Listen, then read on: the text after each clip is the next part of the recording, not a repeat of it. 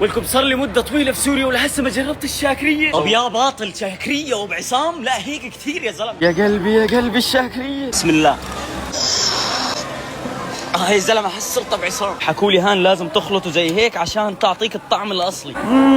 يما تطبخش بالدار يما. إذا جايبين لي معلقة صغيرة بتعرفوش إنه أنا وبعصام بزبطش هذا الكلام معي؟ أيوة يا زلمة هاي المعالق الصح. تقدر تخلص الصحن كامل بمعلقة واحدة. يا إخوان ليه خيرية مش هان؟ وين هي؟ صار لي شوي بدور عليها. خيرية وينك؟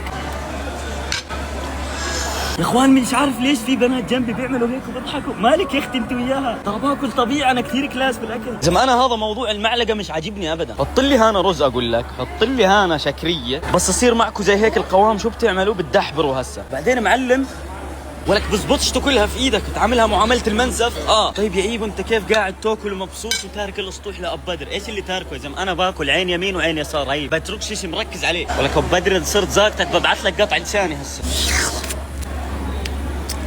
نفس خالتي، اسف ازعجتك والله معلش، ما هيك صوتي. يا اخوان ليه العالم هم بيخجلوا يا زلمه بتضايقوا من اللي باكل؟ مالكم؟ ايش هذا يا زلمه؟ جزر هذا جزر؟ شو اسحب مع كاشفات شباب تخاف عليهم شمال هذا يا زلمه؟ طب هي بسحب يلا. تشكل قاسي اغلبك شبعت بطلت قادر اكل، حط لي اياهم سفر يا حبيبي. لا طب باخذهم. يا قلبي الاجواء الشاميه.